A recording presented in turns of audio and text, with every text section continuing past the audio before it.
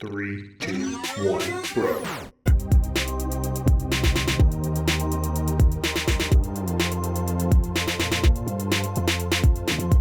It's time to rewind, talking about 2013. Why do you get all there? Okay. That's all I think you go like, I'm going to rewind. I don't got that backwards devil speak, so Yeah, that's true. I just have to say things as if it sounds like it's being rewound. It's true. in the moment. 2013 though. 2013 is here. Starting to heat up, man. Starting to heat up. So this is where we are going through. We did our top 10 games of the decade. If you haven't watched it, there'll be a card up here directing check it out. you there. And now we're going year by year in the decade, just talking about our favorite games of the year that didn't make our just number one and number two, essentially. Good year. And then just other big games that maybe we haven't played, but we know are massive games and we still want to talk about them. So let's just jump right into 2013, man. Okay, so our picks real quick. Mine was Hanamakoji. Yeah, mine was Viticulture. Right, and this was Viticulture OG, kind of the Yeah. start of the Viticulture shenanigans. Yeah. That have been 7 ongoing versions for that came most of the rest of the decade. Yeah. Yeah. So those were our picks, but like 2013 was, I'd say, like the start of when the decade really starts getting rough. Yeah. It's there's just a lot of games. There's a lot going on. There's a lot going on. There really is, man. So we're going to talk briefly about some of them that we have played and enjoy, some of which are probably we're close to making our pick.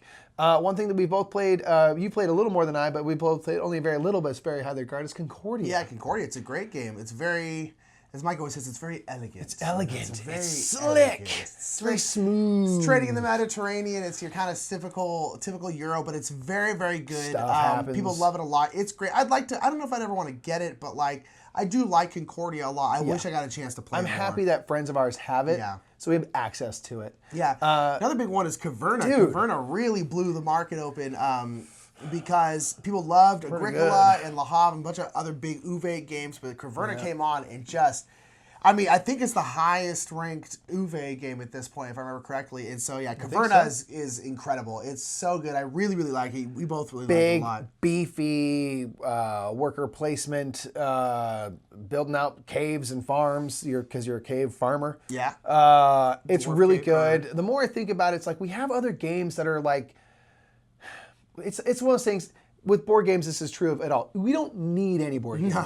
We certainly don't need Caverna, but I really do kind of I want would like it. to get it. Again, really we talked kinda want we it. talked about this, I can't remember recently. If it was any cheaper, But it's it'd like, be such an instant buy. Yeah, if we found a like discount somewhere, like Yeah. a really good discount, we'd probably just grab it because it is quite good. Because we're like, oh, we have Feast for Rogue, we need Caverna, but like they're not similar. So it's Not like at all. They really aren't. they're just both big, giant Uwe worker placement games. Yeah. So yeah, after Caverna, we have Eldritch Horror came out. Eldritch Horror. Which I've only played Eldritch Horror once. is weird because I've played it so many times. A bunch of times. I played a Yes. lot of Arkham Horror. Yeah. Eldritch Horror I played once with you and our buddy who you played a lot Yeah, I played with Dollar Bills. I think it is objectively better than Arkham Horror. I think it it's is. just kind of well, more at least streamlined. Arkham Horror and- Second Edition. We haven't played Third Edition. Right. You're right now. So who knows? But at the time that we were playing Eldritch Horror and stuff, Yeah. a big, heavy, hard co-op in the Yeah. Cthulhu verse. Like, I'm not all in on everything Cthulhu, no matter what. But something like Eldritch Horror is a good. That's when I'm down to go into that, where you're actually investigating, you're cruising around to places, and I'm good at strength, and I have good mental fortitude, so I'm gonna do this, and and it's sort of like basically when the ancient one comes out, it's like you're basically gonna die. Yeah, it's just not gonna work out. You can make it, but it's gonna be hard. And so It's like gonna it be hard. feels properly thematic. Yeah. Yeah. For my money. Yeah, totally. Anyway, next one we have is a big one that is like, this was when big we had to to us, at least, yeah. agonize over. It's Rococo. Honestly, if Viticulture come out a different year, which I Yeah. guess it kind of did, but whatever. I probably would pick Rococo for this year. Rococo has steadily climbed the ranks for me in terms of one of my favorite games. And with this new version coming out, Very I mean, excited. it's probably gonna, Rococo is excited. outstanding. Yeah. It's incredible. Another one that came out is Forbidden Desert. It's yeah. the Forbidden game that we've owned personally. Yeah. Love it. Great fun co-op. Feels very pandemic-y in a good way. Yeah. You have your little player power. It's fairly simple. You just do some actions on your turn. Try to survive. Tough game. Sushi Go came out in 2013. Wow, the original, huh? Yeah. Draft and Madness. It's great. We've kind of moved on to like Sushi Roll and other games, but like Sushi Go is... Great. A super solid light It's game. great. It's great. Yeah, and its predecessor, Sushi Go Party. Yeah. Its successor, rather, not predecessor. Sushi Go Party is even better. Yeah, it's great. Just more Sushi Go. Zombicide Season 2 came out, which is big for us because this is around this time is when we were getting into board gaming. Because I was in LA the Kickstarter, didn't you? At this, no, not this one. This one we still got after the Kickstarter. But this was close to the when time that it we came started realizing that Kickstarter was like a thing. We already had the first Zombicide. Now we got this one, which is Prison Outbreak and Talk City Mall at the same time. Right. So now we had like 2 full Zombicides and like 1 big expansion, and we were kind of like.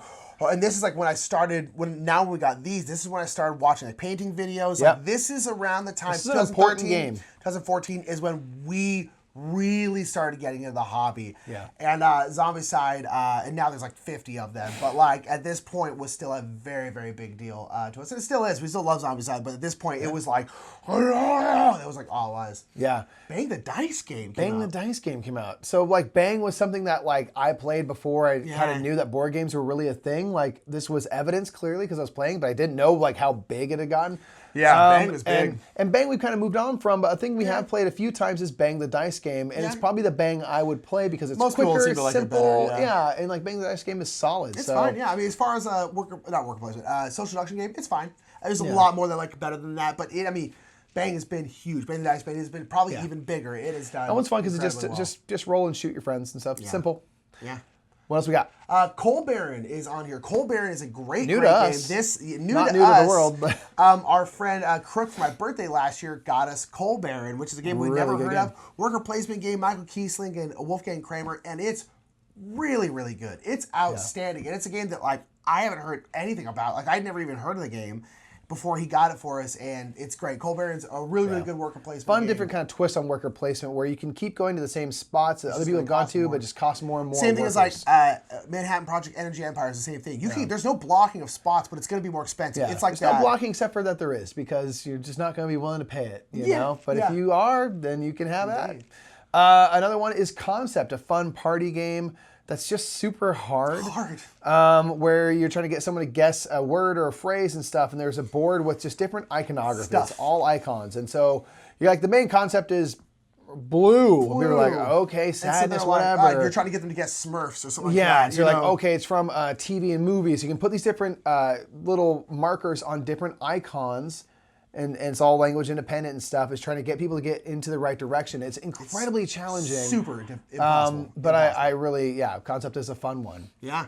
Last one from our list is Welcome to the Dungeon. Welcome to the Dungeon is a great little just game push your luck game of chicken. Yeah, this is a great game that like a good little filler that we never really pulled out enough. We ended up culling it ultimately because we liked it, but at least we never. Despite the fact that it's super easy, tends to go over well. Yeah. But yeah, it's like you're essentially going down to a dungeon, but people can take away your stuff. And so you're kind of like, can I still get through the dungeon or not with no shield or whatever? And you go, and it's simple by Yellow. It's a cute little card game. There's been like a second one now. It's great. It's a little push your luck filler game, you know? Yeah, so it's just a few of the games from this year that we've played and quite enjoy. A few other things. There's something like Russian Railroads. Don't know much about it other than it's a big train game. Want to try. I like those. I like big train games more than I think I do, and so I want to try.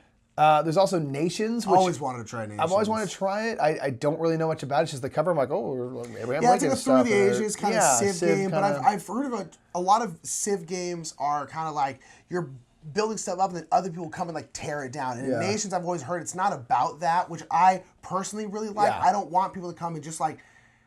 That's probably like, you play like Civ 6. We play Civ 6 on a Switch a lot, and it's like you're building all this stuff, and then someone declares war against you, and then all of your energy has to go towards that, or also start taking your cities. And I like that in a video game situation, but I don't like that in a board game situation. I've always heard Nations is not that, and I've always really wanted to play. I know Rado from Rado Runs Through really likes Nations. Sweet. I got things like Bora Bora. I just have heard that before. Yeah, it's a League game, isn't it? I think so. Yeah, it's a League game. Lewis and Clark, which I've always heard is good, but goes on a little bit too long. I think Jimmy and Hannah have it, but I want to try it. Speaking of good, but apparently it goes on for a very long time, is Firefly the game, which is like a real game and a good game. But I hear it's just big and heavy and long, and so I'm always kind of like, I'm good. We used to have it, but like because you liked Firefly and stuff, and then none of us were willing to go through the rule book. I haven't done it. Glass Road, which is another big Uwe game. Bruges, which again is a big Euro game. Madeira, which I don't know much about, but I've just heard it. And then they have Euphoria, Build a Better Dystopia, which is like the OG Stonemaier game, right? Or one of them. I don't think it's one of the first OG, but it's one of his first big ones. Yeah. Which I always wanted to play Euphoria. Yeah, like I've heard mixed things about it, but I'm definitely intrigued by it. Yeah. So, what do you think of the games that we've talked about? Very briefly here, of course, it's just a quick recap.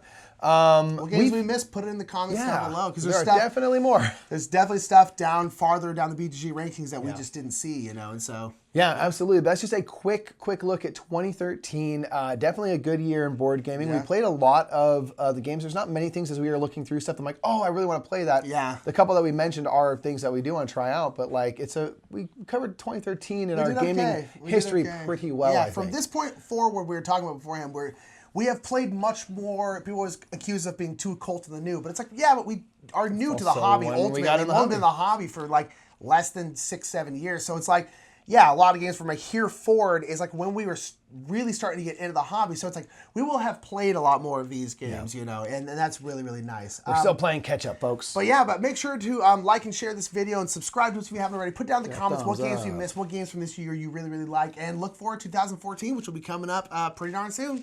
So we'll see you there. That's just a quick rewind of 2013. We'll see you next time. I'm Mike Murphy. I'm Nick Murphy. We're the Brothers Murphy, and we are out of here. Yep.